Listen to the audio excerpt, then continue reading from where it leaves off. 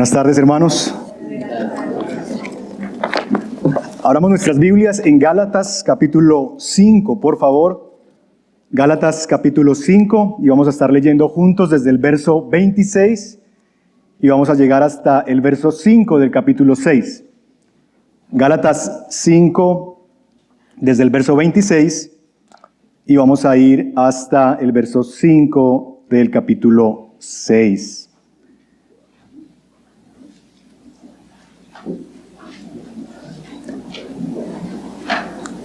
Cuando lo tengas, si puede estar por un momento de pie y leemos juntos la Escritura.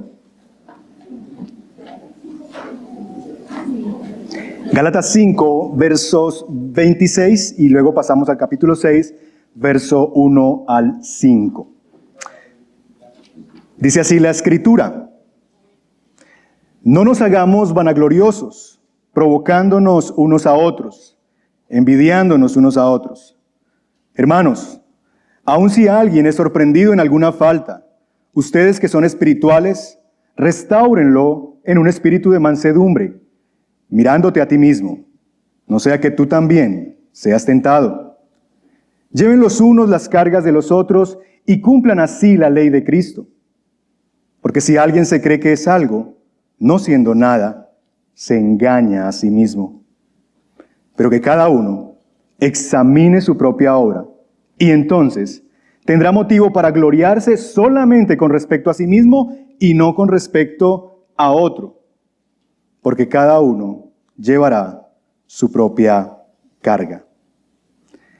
Señor, nosotros venimos a ti esta tarde y seguimos rogando tu asistencia.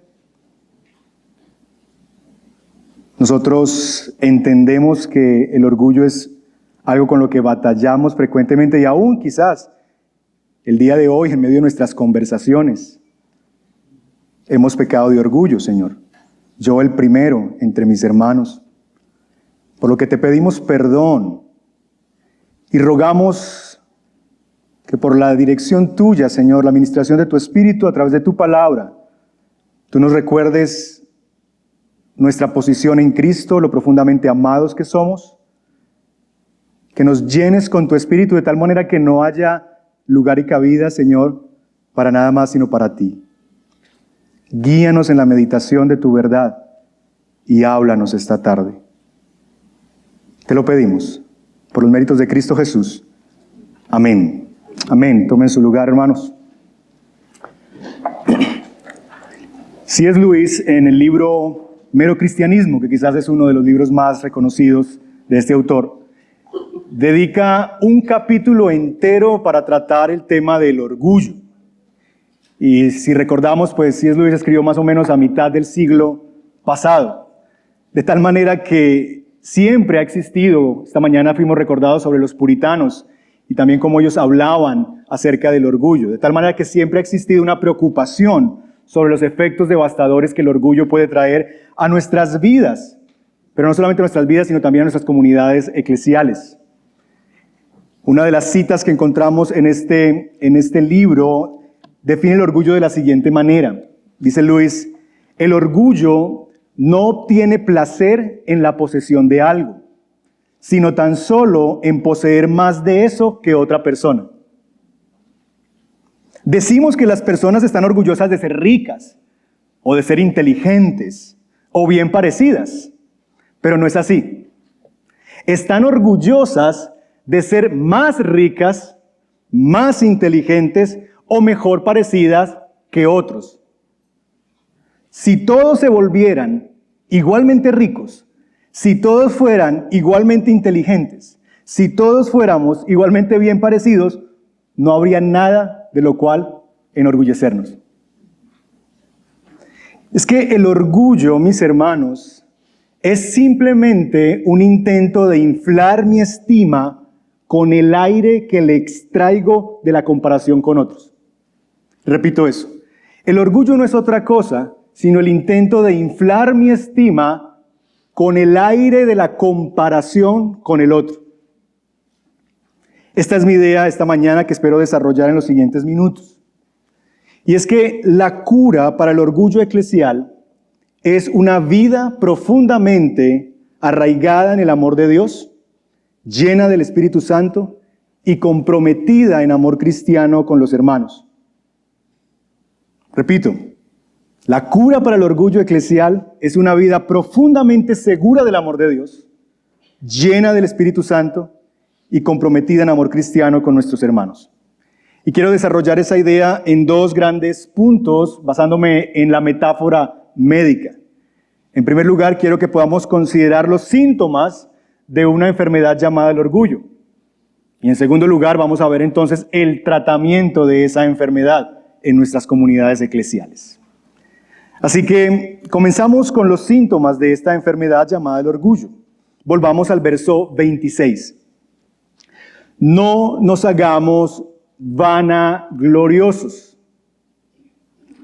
La palabra que se traduce allí como vanaglorioso es en el idioma original la palabra kenodoxa. Y seguramente usted ha escuchado alguna vez estas dos palabras. Si usted ha escuchado, ha estado en conferencias o ha tenido cursos en su iglesia, seguramente usted está familiarizado con estas dos palabras. Doxa, que significa gloria, ¿verdad? Doxología. Hemos hablado de eso, de cantar doxología. Y la palabra keno, ¿han escuchado alguna vez el término kenosis, que se ha hecho famoso en algunos círculos? Que es de qué se vació Cristo, ¿verdad? Y esas preguntas teológicas que a veces se han abordado. Bueno, estas dos palabras se ponen juntas y crean esta palabra que tenemos aquí, vanagloria. Básicamente lo que esta palabra comunica es vacío de gloria. Pablo está recomendando a los Gálatas, está llamando a los Gálatas a que ellos no se hagan vacíos de gloria. Una persona vanagloriosa es una persona que profundamente insegura de su valía busca llenar ese vacío de gloria que tiene a cualquier precio, de cualquier manera. Y es aquí donde entonces entra el orgullo, porque todos los seres humanos, por causa del pecado, vivimos con ese vacío. Tenemos un vacío de gloria, tenemos un vacío de significado en nuestra vida. Y vivimos toda nuestra vida tratando de buscar llenar ese vacío, porque nadie puede vivir con ese vacío. Y entonces es aquí donde surge el orgullo. Esa palabra orgullo es usada en diferentes oportunidades por el apóstol Pablo. Y usa por lo menos dos términos en el Nuevo Testamento para referirse al orgullo. Uno de esos es una palabrita que en el idioma original significa hinchar o inflamarse. Por ejemplo, en 1 Corintios capítulo 4, verso 6 está esa palabra, donde habla de la soberbia, como esa inclinación a sobreponerse por los demás o sobre los demás. Así que el orgullo literalmente es hinchazón, es inflarse. Ahora, hay una enorme diferencia entre estar lleno y estar inflamado. ¿Alguno de ustedes sufre de colon irritable? ¿Usted entiende bien eso? ¿Usted entiende qué es estar lleno? Y usted entiende qué es estar inflamado. Ahora, las dos personas pueden lucir de la misma manera. Pero lo uno es estar enfermo, lo otro es estar saciado. Siempre recuerdo cuando veo, no sé si les pasaba a ustedes con las abuelitas, cuando veían esos programas por allá de niños en África, y salen, o aquí aún en el Chocó colombiano, ¿verdad? En el Pacífico colombiano, salen esos niños con esa barriguita así bien hinchadita. Y las abuelitas dicen, ¡ay, tan lindo! Porque para las abuelitas estar gordito, estar inflamadito es sinónimo de estar sano. Pero sabemos que eso no es sinónimo de estar sano. Eso es estar hinchado, inflamado. Y no es símbolo de salud, sino de enfermedad. Bueno, eso es el orgullo. El orgullo es estar inflamado. De tal manera que aparentemente ante los ojos de los demás podríamos comunicar que estamos llenos. Pero en realidad lo que estamos es enfermos. El orgullo entonces es la forma carnal, enferma, de llenar nuestro vacío de gloria. En otras palabras, el orgullo es el trabajo de cómo nos echamos aire para que ese vacío de gloria adquiera otro tamaño y se vea más grande de lo que realmente es. El orgullo es la forma carnal en la que nosotros, los seres humanos caídos, intentamos lidiar con el vacío de gloria que tenemos. Ahora, el verso 26 nos dice cómo es que buscamos llenar ese vacío de gloria. Mire conmigo, no nos hagamos vanagloriosos, y aquí está el modo, la manera. Número 1, provocándonos unos a otros. Número 2, envidiándonos unos a otros. ¿Cómo el orgullo busca llenar ese vacío de gloria que tenemos? De dos maneras: provocándonos, envidiándonos. ¿Recuerdan la cita de C.S. Lewis que leía al comienzo? Que el orgullo se constituye en la comparación con los demás. Que si todos fuéramos iguales, igual de ricos, igual de guapos, igual de inteligentes, no tendríamos de qué enorgullecernos. El orgullo se construye siempre en virtud de los demás. Ustedes ven en nuestro texto esa expresión unos a otros en repetidas ocasiones. La encontramos en el verso 26, la encontramos en el verso 2, la encontramos también en el verso 4. Porque el orgullo se gesta siempre en virtud de la comparación en relación con el otro. Buscamos llenar ese vacío de gloria, ya sea provocándonos o envidiándonos. Y entonces quiero desempacar esas dos palabras para que veamos por cuál lado es que nosotros quizás pecamos más o intentamos echarle aire, inflarnos de orgullo para lidiar con nuestro vacío de gloria. La primera vía, la primera manera por medio de la cual nosotros intentamos llenar con orgullo nuestro vacío de gloria en nuestras iglesias es cuando vivimos con aire de superioridad. La palabra que se traduce aquí como provocación comunica la idea de retar, de invitar a otro a una competencia. Ahora, cuando usted va a retar a alguien, usted primero está convencido de que usted va a ganar, ¿sí o no? Es decir, yo no voy a invitar, no sé, al hermano Michael a una competencia de altura. A ver, hermano Michael, vamos a competir. ¿Quién es más alto? No, seguramente yo voy a invitar, no sé, a Hugo, que está aquí, porque sé que con él voy a ganar. De por sí, cuando se da ese elemento de la provocación, de invitar a otro a una competencia, yo lo hago siempre y cuando me entiendo superior al otro, de tal manera que cuando entremos al campo de batalla, la victoria ya es mía. Y eso es lo que el texto está implicando. No se provoque, no invite al otro a una comparación, a una competencia. Así que el orgullo se inflama con un sentido de superioridad, buscando siempre a ver a quién tengo debajo de mi hombro, alguien que esté más vacío de honor que yo, para entonces yo sentirme en mejor posición delante de él y sentirme más grande. Esta clase de orgullo es el más perceptible. Es quizás el que vemos muy reflejado en el libro de Proverbios, es lo que llamamos soberbia. Es la de aquella que se ve a sí mismo como superior a los demás y es la clase de orgullo que es más fácilmente vista por nosotros.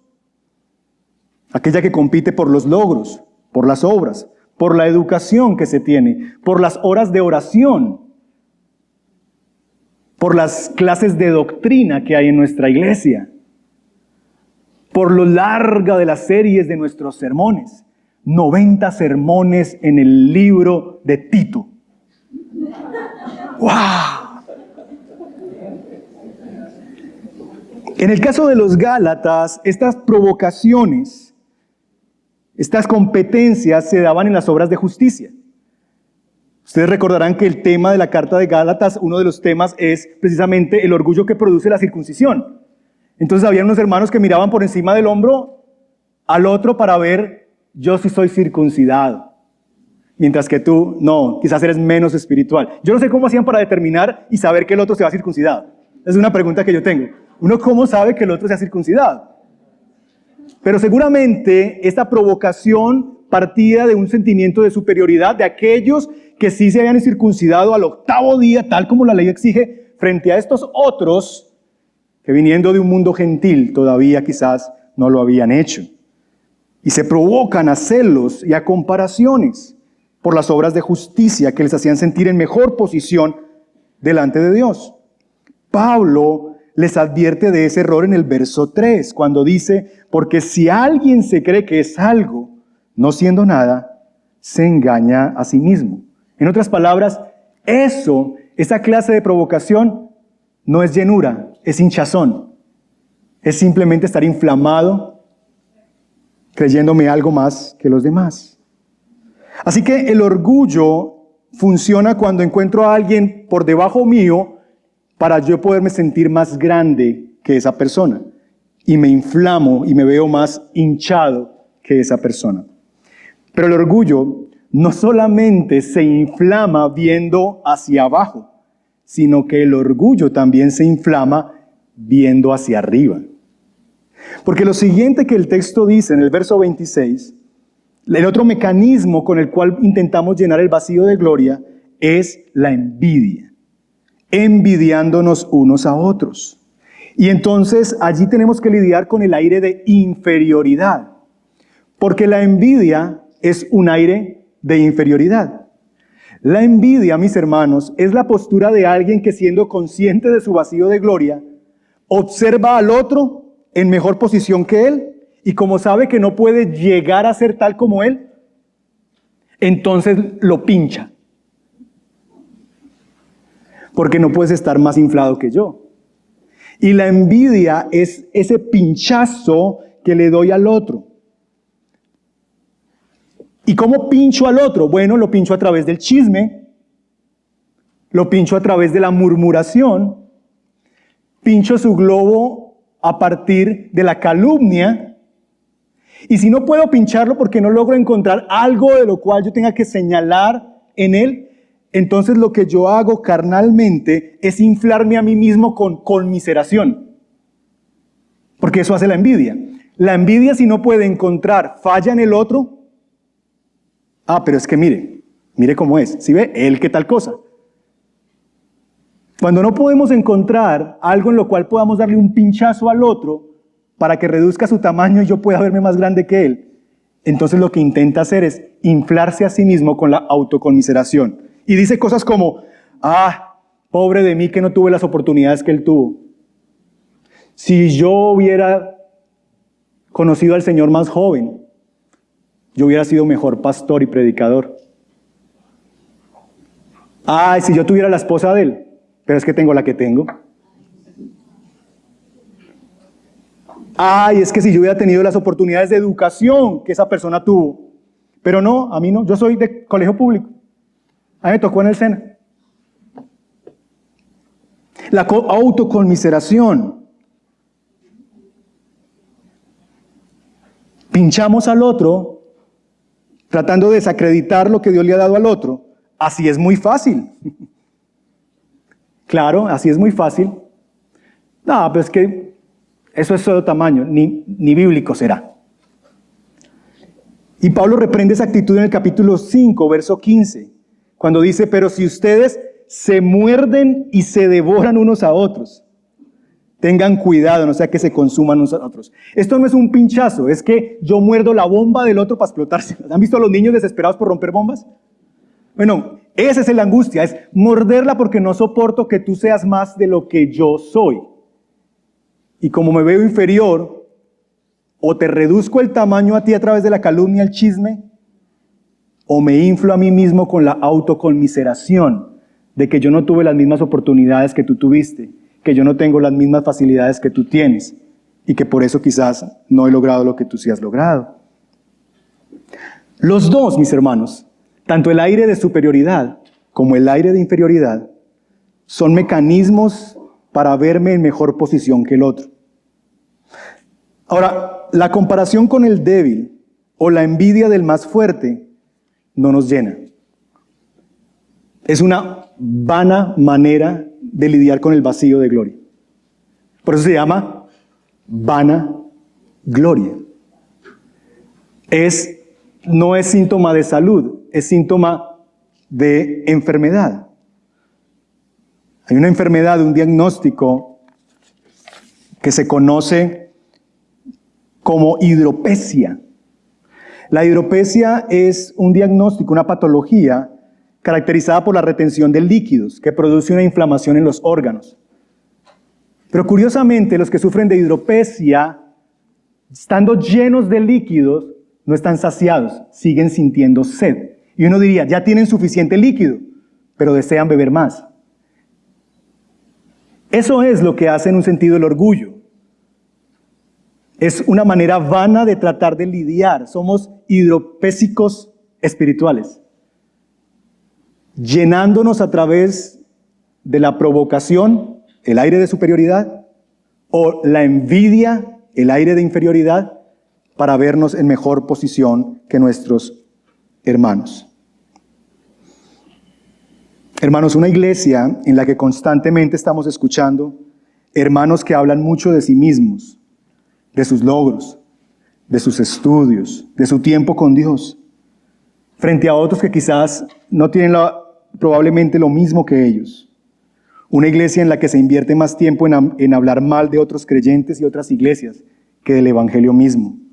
Púlpitos donde se vive más maldiciendo las tinieblas que encendiendo luces. Creyentes que no invitan a otros a su casa, porque es que mi casa es muy sencilla. Si yo tuviera el apartamento que tiene este hermano, mi casa permanecería llena de hermanos. Pero es que mi casita es muy humilde, a mí me da pena invitar gente a mi casa. Un pastor que se queja de la iglesia que tiene y la compara con la del otro. Es una iglesia enferma, que vacía de gloria, resuelve su vacío inflamando su orgullo.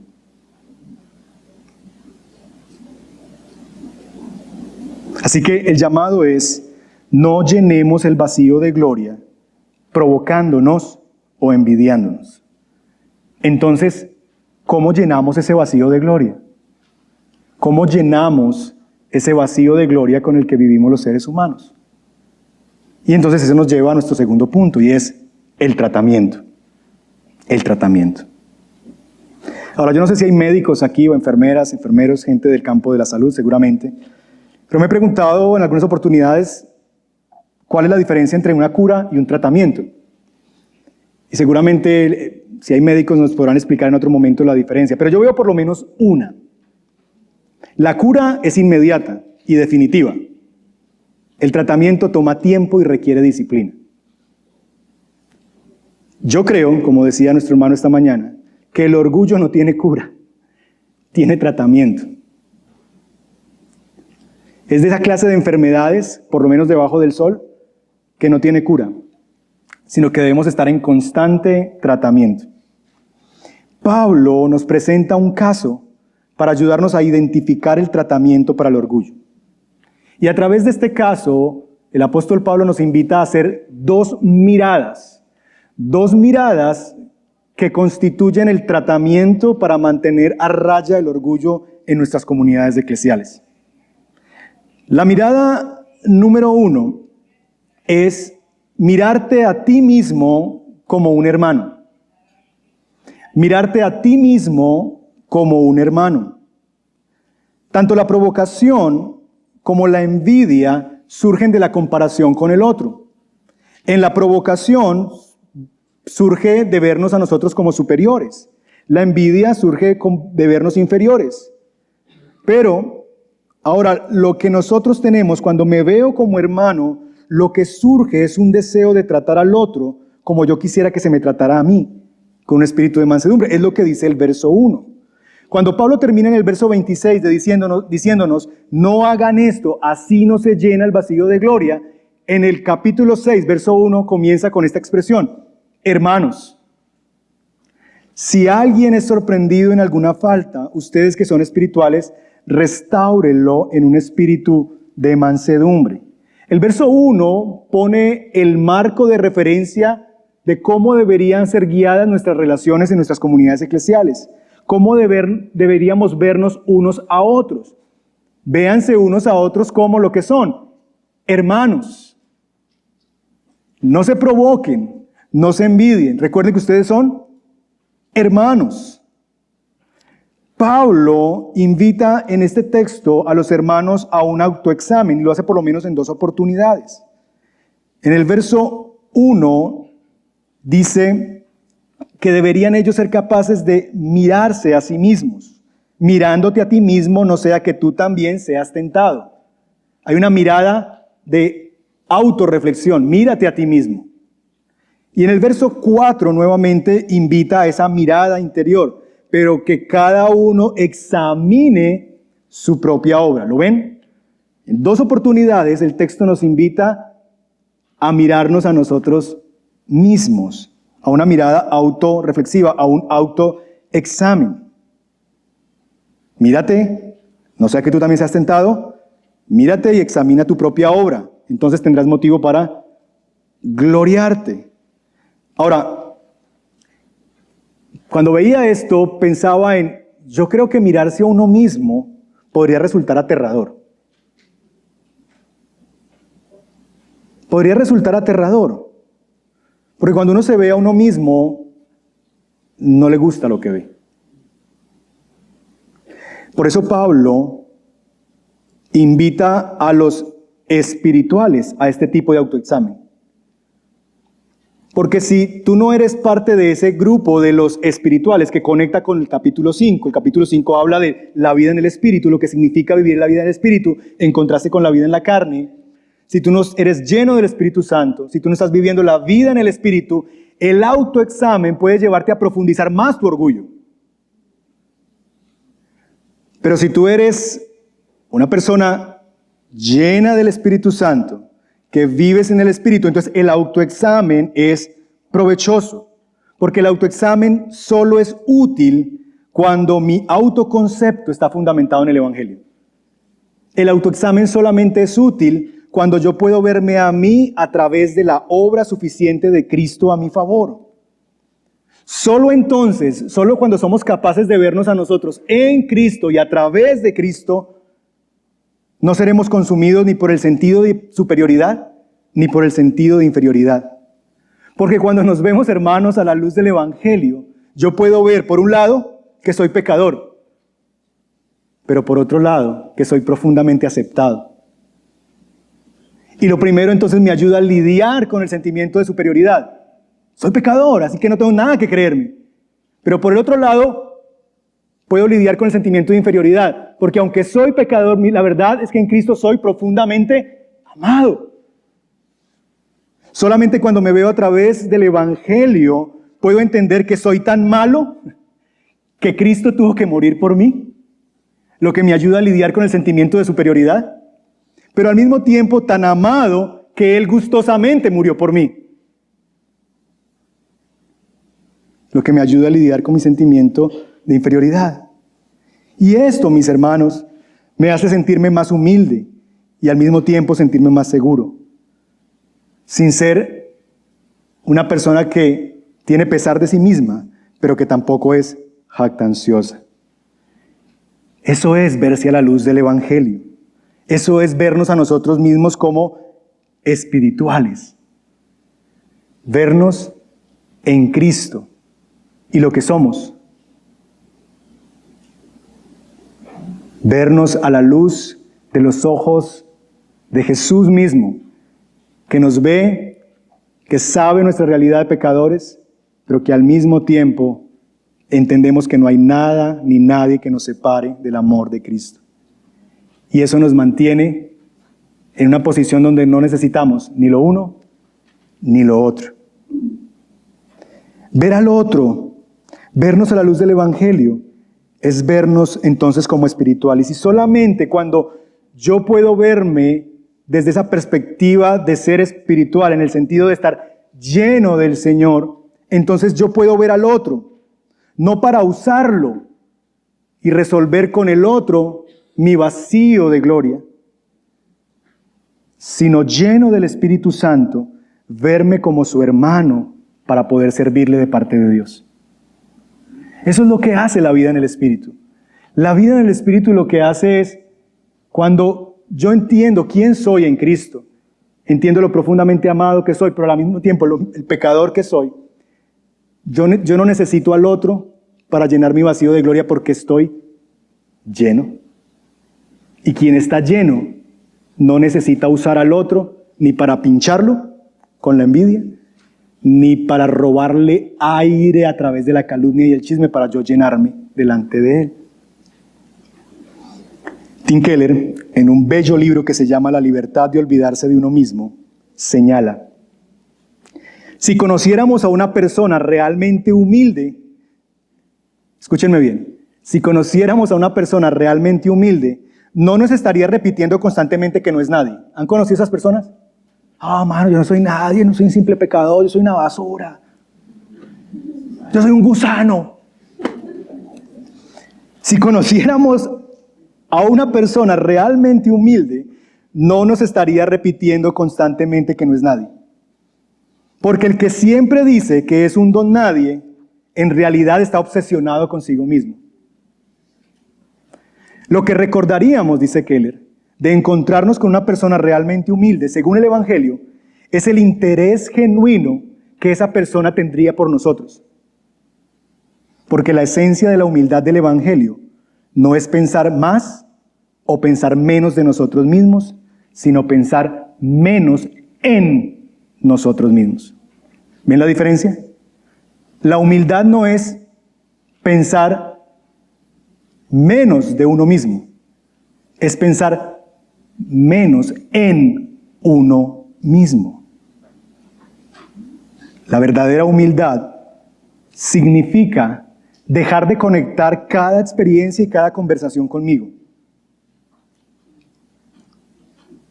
Comienza una conversación, estamos hablando de fútbol, y siempre termina en esa persona, termina con nosotros. Es la libertad, diría Keller, de olvidarse de uno mismo. La libertad de olvidarnos de nosotros mismos. Así que la primera mirada que nos ayuda a librarnos y a mantener a raya en tratamiento al orgullo es: mírate a ti mismo a la luz del Evangelio. Mírate a ti mismo como un hermano. Mírate a ti mismo como una persona que ha sido adquirida por Cristo. Mírate a ti mismo a través del Evangelio, reconociendo que sí eres pecador, pero que al mismo tiempo eres profundamente amado. Y a mantener esa tensión de esa verdad preciosa que nos da el Evangelio. Justus et peccator, dirían los reformadores. La segunda mirada es no solamente mirarnos a nosotros mismos como hermanos, sino mirar al otro como mi hermano. Y esa es la segunda mirada.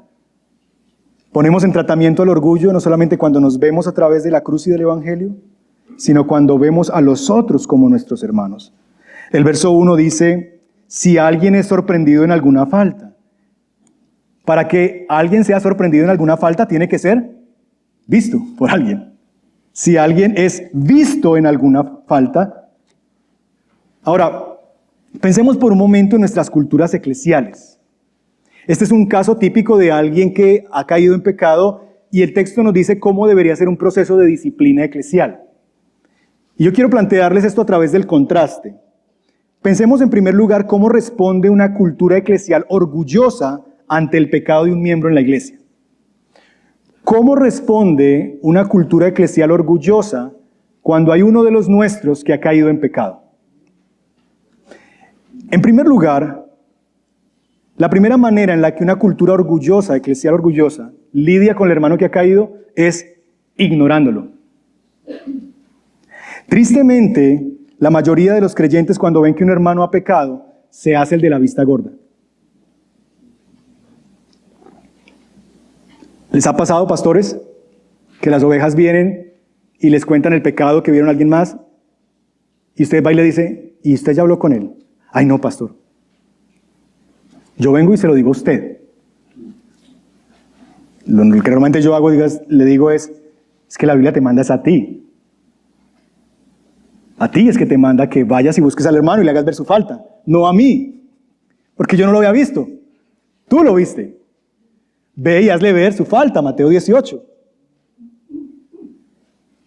Entonces, paradójicamente, tristemente, eso es lo que hacemos. Y paradójicamente, el silencio y la complacencia ante el pecado del otro es visto por quien lo ignora como un acto de amor. Y usamos hasta la Biblia. Ay, no, pastor, yo no le dije nada porque es que el que esté libre de pecado, que tire la primera piedra. No, pastor, yo no soy nadie. Yo soy un gusano. Así que ¿yo qué le voy a decir a esa persona? Hermanos, no hay nada más falto de amor que ver a un hermano caído en el hueco y simplemente pasar y decir, no hay nada que yo pueda hacer, me voy derecho. Eso no es amoroso. Eso es falta de amor. Ahora, ¿por qué hacemos eso? Lo hacemos porque lidiamos con un orgullo que se infla de un sentimiento de inferioridad. Porque es el sentimiento de inferioridad el que me lleva a ignorar el pecado de mi hermano. Pues, ¿quién soy yo para señalar el pecado de otro? ¿Quién soy yo para ayudarle a restaurarle? No, yo no soy nada, yo tengo peores pecados. Ahora, ¿cuál es el problema con quien se pregunta quién soy yo para señalar el pecado de ese hermano? Y entonces pasa derecho. ¿Cuál es el problema de esa persona que se plantea esa pregunta? Es que ¿quién soy yo para poderle ayudar? El problema es orgullo. ¿Por qué? Porque esa pregunta se centra en mí. ¿Quién soy yo? En lugar de preguntar, ¿quién es Él? Porque si yo me preguntara, ¿quién es Él? Desde el Evangelio es mi hermano. No lo puedo dejar ahí. Yo tengo que ayudarle a salir del hueco. Así que la pregunta desde el sentimiento de inferioridad es, ¿quién soy yo? Cuando deberían preguntarme más bien, ¿quién es Él? Y solamente cuando entiendo y veo al otro como mi hermano, entonces puedo salir de mí mismo y puedo ponerme en posición de restaurar a mi hermano. Pero una cultura eclesial, entonces, por un lado, una cultura eclesial orgullosa, tiende a lidiar con el pecado del otro ignorándolo. Todos sabemos lo que esa persona es, pero nadie le dice nada. Porque es que ¿quién soy yo? Pero no solamente así. En una cultura eclesial orgullosa, no solamente respondemos al hermano caído ignorándolo, sino también apartándolo. En el verso 1 aparece una palabra que es la palabra restáurenlo. Hermanos, si alguien es sorprendido en alguna falta, ustedes que son espirituales, restáurenlo. Esa palabra en el idioma original es la palabra que se usaba para poner un hueso en su lugar. Cuando un hueso se dislocaba, era la palabra que usaban para ponerlo en su lugar. En estos días una niña en la iglesia, 7 añitos, se partió su brazo, se le dislocó su brazo. Sí, su brazo. Y la mamá estaba angustiada porque la llevó al médico y le dijo, tome la carita y que mire hacia allá. Y cogió el bracito de la niña y ¡trac!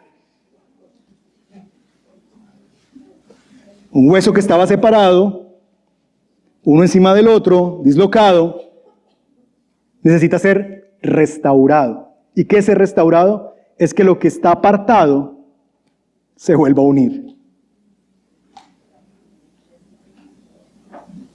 En una cultura eclesial orgullosa, el hermano caído se convierte en un paria. Se convierte en alguien a quien debemos separar, alejar lo más posible de nosotros. No sea que nos contagie de ese pecado. ¿Qué tal que eso sea contagioso? Así que si bien en la ignorancia aflora un sentido de inferioridad, que solamente se ve a sí mismo, en el apartarlo se hace evidente un sentido de superioridad. Por eso el texto habla del espíritu que se requiere para ser capaces de restaurar ese miembro del cuerpo que se ha apartado. Se requiere mansedumbre. En el apartarlo, más bien, mostramos superioridad, como la del fariseo que ora, gracias Dios que no soy como este publicano, y se separa de él, porque se siente en mejor posición que él. Y nuevamente, mis hermanos, solo cuando vemos al otro como nuestro hermano, como hueso de mis huesos, porque eso es lo que somos. Estamos en un mismo cuerpo, y el otro, si es mi hermano, si está en Cristo, es parte del mismo cuerpo al que yo pertenezco. Y si Él ha sido el hueso que se ha dislocado, yo debería desear que Él vuelva a estar unido. Pero eso es a veces doloroso y preferimos muchas veces apartarlo, mutilarlo del cuerpo. No queremos restaurarlo, soldarlo a nosotros nuevamente, sino más bien mutilarlo del cuerpo.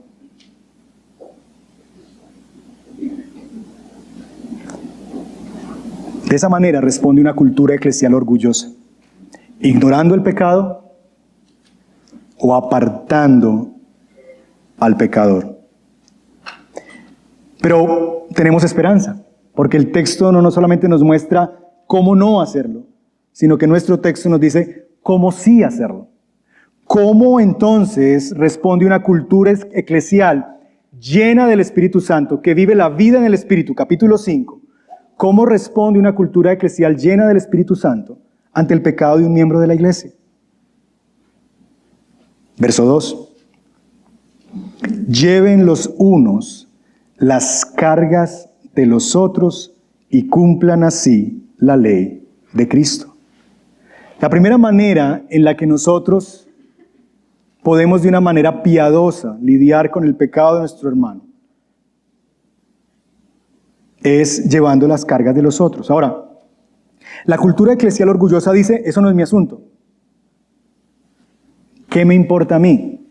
Pero el Señor dice, sí es tu asunto, sí te debe importar porque es tu hermano. Estas cargas a las que se refiere aquí Pablo, que somos llamados a llevar, no son los pecados de los hermanos, de ninguna manera. Más bien es el peso que el pecado trae sobre quien lo practica. Deberíamos ser capaces, como otras partes de la Escritura nos aconsejan, ser capaces de llorar con el que llora. ¿Cuántas veces usted ha visto un proceso de disciplina en su congregación donde la iglesia rompe en llanto por ese proceso de disciplina?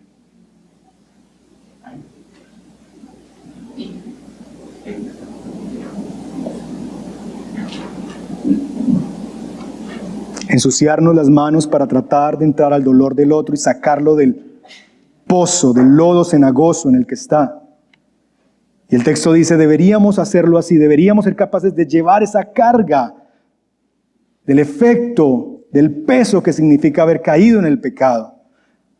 Y ser capaz de llorar, de ensuciarnos las manos para entrar en el dolor del otro y sacarlo de ese lodo cenagoso. Porque solamente así, dice el texto, cumplirán la ley de Cristo. ¿Qué significa eso de cumplir la ley de Cristo? Este asunto de la ley de Cristo ya ha aparecido en el capítulo 5. Mire conmigo el verso 13. Porque ustedes, hermanos, a libertad fueron llamados, solo que no usen la libertad como un pretexto para la carne, sino sírvanse por amor los unos a los otros. Porque toda la ley en una palabra se cumple en el precepto, amarás a tu prójimo como a ti mismo. Pero si ustedes se muerden y se devoran unos a otros, tengan cuidado, no sea que se consuman unos a otros.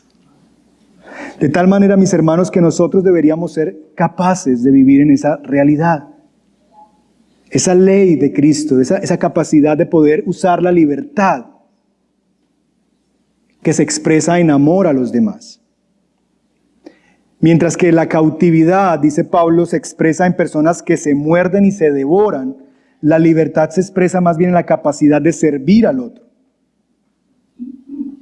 Y el punto es, mis hermanos, que siendo vacíos de gloria, buscamos vanamente llenar dicho vacío a través de encontrar nuevamente a otro más vacío que yo para verme inflamado ante él. Es lo que llamamos provocación. O sacándole el aire con la aguja de la envidia para llenar nuestro propio ego. Porque no podemos vivir vacíos. Y en lugar de buscar llenarnos del Espíritu Santo, buscamos inflamarnos con el orgullo. Y esas dos cosas se contrastan. Porque hay dos maneras en las que lidiamos con ese vacío de gloria. Uno, la llenura del Espíritu Santo, que a través del Evangelio nos recuerda nuevamente, somos pecadores, pero al mismo tiempo profundamente amados. Que Cristo, soy tan malo que Cristo tuvo que morir por mí, pero tan amado que gustosamente lo hizo, y lo hizo por amor. Y eso es llenarse del Espíritu, de recordar quiénes somos en realidad. Y cuando no podemos a través de esa vía, entonces lo que intentamos para lidiar con nuestro vacío es el orgullo. La libertad viene cuando Cristo nos salva en amor. La libertad viene cuando somos llenos del Espíritu Santo. La libertad viene solamente cuando llenos del Espíritu Santo, viviendo la vida en el Espíritu, yo puedo ver a los demás libremente, sin necesidad de usarles, más bien como la oportunidad de servirles. Pues no los necesito para llenar mi vacío porque ya estoy lleno. Y esa es la libertad en la cual deberíamos nosotros vivir. Usen la libertad para servir a otros. Pero solamente es libre el que es lleno.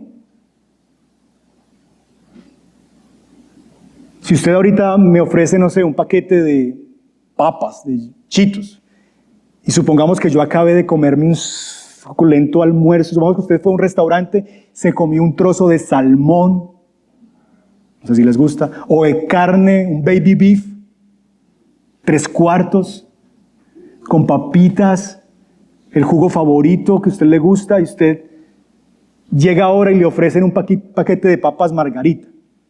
¿Usted qué dice? Nada, no cabe, no, estoy lleno. No necesito eso.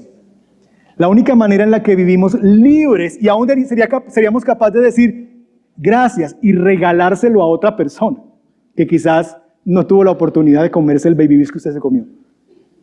La única manera en la que podemos vivir libres para amar a otros es cuando estamos llenos de Dios, llenos del Espíritu Santo. De lo contrario, usaremos a los demás para inflamarnos y llenar el vacío de gloria con el que todos nosotros vivimos. Así que en primer lugar, ¿cómo responde una cultura eclesial llena del Espíritu Santo ante el pecado de un miembro? Bueno, llevando las cargas con él, viéndole como hermano y en libertad sirviéndole para su bien. Pero en segundo lugar, el verso 5 nos habla de otra carga, porque cada uno llevará su propia carga. Y entonces aquí pareciera que es contradictorio. Lleven los unos las cargas de los otros, pero el verso 5 dice, lleve cada uno su propia carga. Es decir, usted con lo suyo y el otro con lo suyo.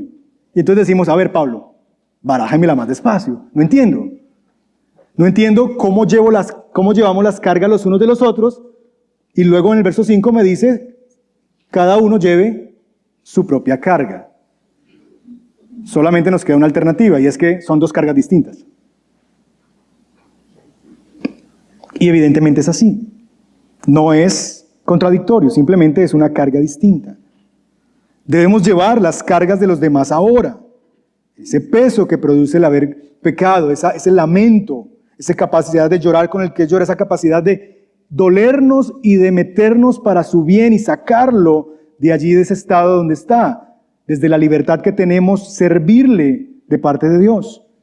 Pero hay una carga que no podemos delegar a otros. Hay una carga que nosotros mismos tenemos que llevar. Y es la carga que en el último día, cuando nos presentemos delante de nuestro Rey a rendir cuentas, lo haremos precisamente de esas obras. Compareceremos delante de Dios y rendiremos cuentas de nuestras propias cargas. John Stott, en su comentario a Gálatas, lo expresa de la siguiente manera. Hay una carga que no podemos compartir y es nuestra responsabilidad ante Dios el día del juicio. Ese día, tú no podrás llevar mi carga, ni yo podré llevar la tuya. Así que, ¿cómo podemos vivir en una cultura eclesial que restaura y que es libre del orgullo en la relación con el otro? Viviendo en la conciencia del encuentro con nuestro Rey, sabiendo que algún día compareceremos delante de Él y rendiremos cuentas por nuestras propias obras. Hermanos, es muy distinto estar lleno a estar hinchado. Es muy distinto estar lleno a estar inflamado.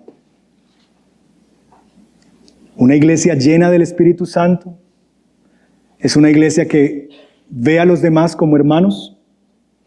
Es una iglesia donde nos vemos a nosotros mismos como hermanos. Y entonces no tenemos la necesidad de compararnos, ni por vía de superioridad, para encontrar a quienes están debajo mío y hacerles saber que ellos no saben tanto como yo, que no tienen tanto como yo. Donde no tenemos que ver a los que el Señor ha bendecido y ha dotado para decir, es que yo no tuve las oportunidades que Él tuvo, claro, es que Él le tocó muy fácil, claro, es que como vive en tal lugar, como tuvo tal educación, y entonces pincharles su globo para que se desinflen a través de la calumnia y la murmuración, para que puedan reducirse y verme yo mayor que ellos. Una iglesia llena del Espíritu Santo no tiene que hacer eso. Una iglesia llena del Espíritu Santo está plena porque puede saber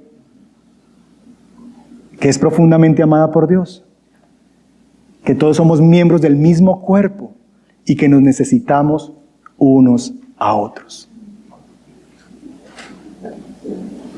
Me temo que quizás nuestras iglesias están hinchadas y que lo que los demás observan, que lo que los demás ven, nos ven, dicen, creen que estamos llenos, como las abuelitas cuando ven a los niños piponcitos en televisión. ¡Ay, tan lindo, tan gordito! Quizás muchos de nosotros, de las personas que nos ven desde afuera, ven nuestras comunidades, dicen, ¡ay, qué maravilla de iglesia! Y en el fondo sabemos, lo que están viendo es una inflamación y no la llenura del Espíritu Santo. Hermanos, la cura para el orgullo eclesial es una vida profundamente segura del amor de Dios. No necesito a alguien más para que llene mi vacío, porque Cristo ya lo hizo. Soy lo que Él dice que yo soy. Valgo el precio de su sangre.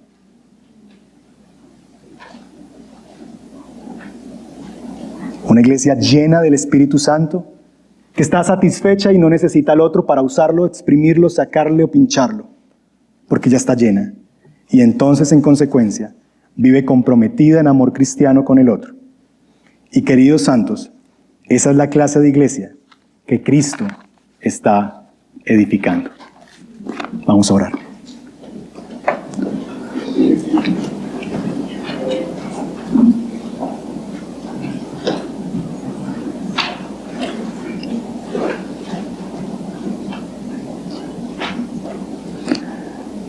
Señor, te damos gracias por tu palabra. Cuando nos exhortas a no hacernos vanagloriosos, a no intentar vanamente llenar el vacío de gloria que tenemos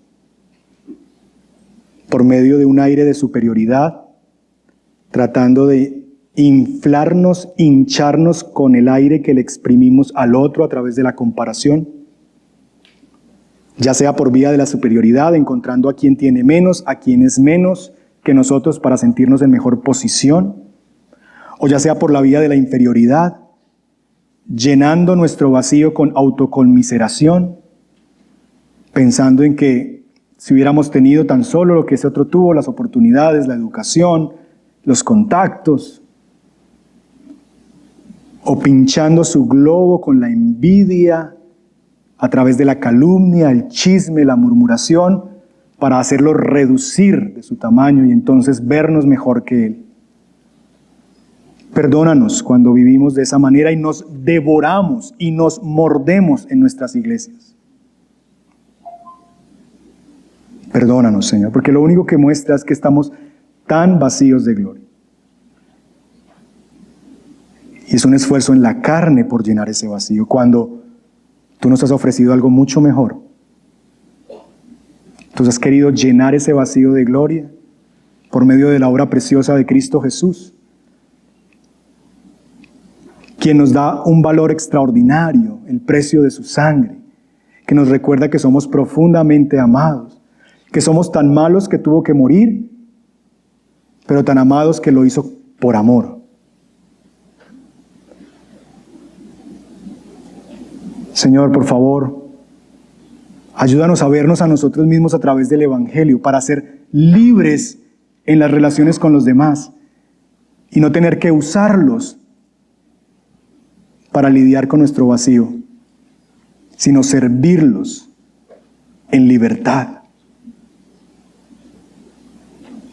Te rogamos, Señor, que nos perdones cuando hemos lidiado en nuestras iglesias con el hermano que ha caído y lo hemos ignorado y hemos pasado derecho del pecado del otro y no le hemos exhortado, animado, no hemos buscado su restauración, no le hemos hecho ver su falta. Y perdónanos aun cuando usamos la Escritura para justificar nuestra ignorancia del otro. Eso no es amor, eso es falta de amor, Señor. Danos la valentía y el amor que se requiere confrontar al hermano que está pecando. No porque seamos mejores, sino precisamente porque es parte del mismo cuerpo y porque yo estoy para él, porque soy su hermano. Perdónanos también cuando hemos lidiado, Señor, con el pecado, dislocando los miembros de nuestro propio cuerpo, Señor, nuestra iglesia local, cuerpo de Cristo. Y hemos preferido mantenerlos apartados en lugar de restaurarles, pegarlos nuevamente con un espíritu de mansedumbre. Ayúdanos entonces a llevar los unos de las cargas de los otros, porque así revelamos la ley de Cristo, quien vino y siendo igual a Dios, no estimó ser igual a Dios como algo digno a lo cual aferrarse, sino que se despojó a sí mismo y se entregó y se hizo un siervo y se entregó voluntariamente a morir, la muerte que no merecía morir, para nuestro bien y nuestra salvación. Y lo hizo libremente. Y desde su libertad nos sirvió. Ayúdanos, Señor, a amarnos desde la libertad que produce sabernos llenos del Espíritu, comprados y amados por Cristo, sabiendo que no hay nada que podamos hacer que cambie ese concepto que tú tienes sobre nosotros. Porque no tiene que ver con nosotros, tiene que ver con tu elección y con tu profundo amor desde antes de la fundación de este mundo. Llévanos a reposar en eso, en el Evangelio, en esas verdades profundas, para que podamos vivir en relaciones comprometidas los unos con los otros, revelando el amor de Cristo. Te lo pedimos, en el nombre de Jesús. Amén.